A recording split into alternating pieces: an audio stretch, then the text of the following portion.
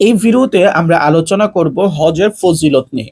হজ ইসলামের অন্যতম একটি রোকন, যা নবম হিজরিতে ফরজ করা হয়েছে। আল্লাহ তাআলা পবিত্র কোরআনে বলেন, ওয়ালিল্লাহি আলান নাসি হিজ্জুল বাইতি মান ইসতাতা ইলাইহি সাবিলা। মানুষের মধ্যে যাদের বাইতুল্লাহ পর্যন্ত পৌঁছার সামর্থ্য আছে, তাদের জন্য বাইতুল্লাহ হজ করা আল্লাহ তাআলার হক এবং প্রাপ্য। আল্লাহ তাআলা এই আয়াতের বাচন ভঙ্গি থেকে কিন্তু বোঝা যায়, যাদের বাইতুল্লাহ পর্যন্ত যাওয়ার সামর্থ্য আছে এবং পরিবারের ভরণ পোষণ করার মতো তাদের ক্ষমতা আছে, তাদের জন্য এই হজ করাটা হচ্ছে আল্লাহ তাআলার একটা হক। যাদের সামর্থ্য আছে, এই হক তাদেরকে আদায় করতে হবে। জীবনে একবার হজ করা ফরজ। সামর্থ্য থাকলেও বারবার হজ করা ফরজ নয়। তবে নফল হজ করতে চাইলে কিন্তু আপনি যতবার ইচ্ছা ততবার করতে পারেন। হযরত আব্দুল্লাহ ইবনে আব্বাস রাদিয়াল্লাহু তাআলা আনহু বলেন, একবার রাসূল সাল্লাল্লাহু আলাইহি ওয়াসাল্লাম আমাদের লক্ষ্য করে বললেন, হজ একবারই ফরজ, এরপরে যতবারই তুমি হজ করবে সেটা নফল হিসাবে গণ্য হবে। হজের দ্বিতীয় নাম্বার ফজিলত হচ্ছে মাগফিরাত লাভ। যারা হজ করতে যায় তারা কিন্তু আল্লাহ তাআলার ক্ষমা লাভে ধন্য হন।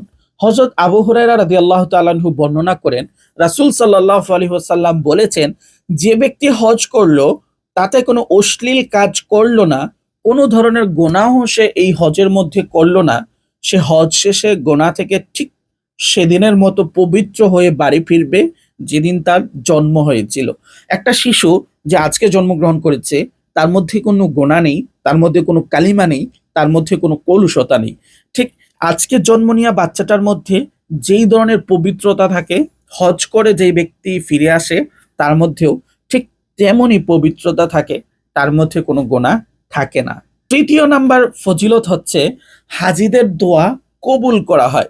হাদিসে রাসূল সাল্লাল্লাহু আলাইহি ওয়াসাল্লাম বলেছেন, মক্কায় আসা থেকে নিয়ে বাড়ি ফিরে যাওয়া পর্যন্ত এবং বাড়ি ফিরে যাওয়ার পর আরো ৪০ দিন পর্যন্ত একজন হাজির দোয়া কবুল করা হয়। হযরত আব্দুল্লাহ ইবনে আব্বাস রাদিয়াল্লাহু তাআলা আনহু থেকে বর্ণিত আরেক হাদিসে রাসূল সাল্লাল্লাহু আলাইহি ওয়াসাল্লাম বলেছেন যে ৫ জন ব্যক্তির দোয়া কখনোই ফিরে দেওয়া হয় না। তার মানে ৫ জন ব্যক্তির দোয়া কবুল হয়।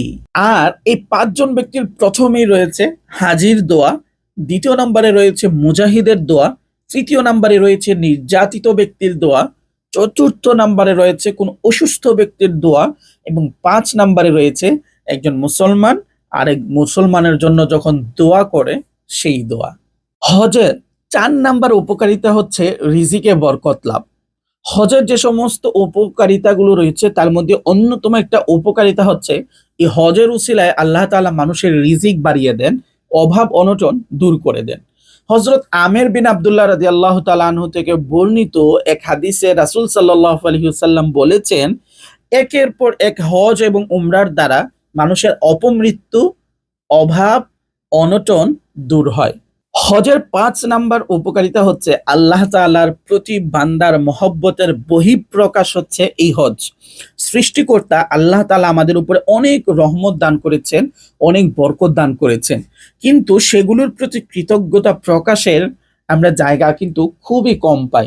নামাজ পড়ি, রোজা রাখি, কিন্তু যারা হজে যায়, এই হজটা হচ্ছে আল্লাহর প্রতি বান্দার মহব্বতের একটা অন্যরকম বহিঃপ্রকাশ।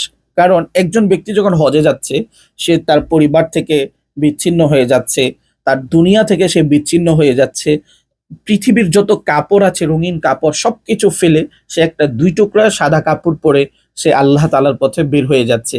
আরাফায় যাচ্ছে, মিনায় যাচ্ছে, আল্লাহ তাআলার নামে কুরবানি করছে, সাফা মারওয়ায় যাচ্ছে, পাথর মারছে।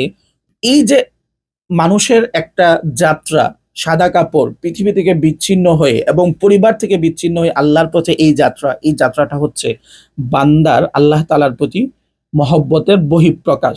আরাফাতের ময়দানে যখন একজন হাজী দাঁড়িয়ে থাকেন, দোয়া করেন, তখন কিন্তু আল্লাহ তাআলা এই বান্দাদেরকে নিয়ে ফেরেশতাদের সঙ্গে গর্ব করেন। আল্লাহ তাআলা এই বান্দাদেরকে মাফ করে দেন। হজের আর অনেক ফজিলত কোরআন ও হাদিসে বর্ণিত হয়েছে। একজন হাজী যখন হজে যায়, সে গুনাহ মুক্ত হয়ে তার দেশে ফিরে আসে। এই হজ হচ্ছে একজন মুসলমানের জীবনে সবচেয়ে বড় এবং সবচেয়ে স্বপ্নের একটা সফর। আমাদের এই সফর অনেক সুন্দর হোক, অনেক বরকতময় হোক।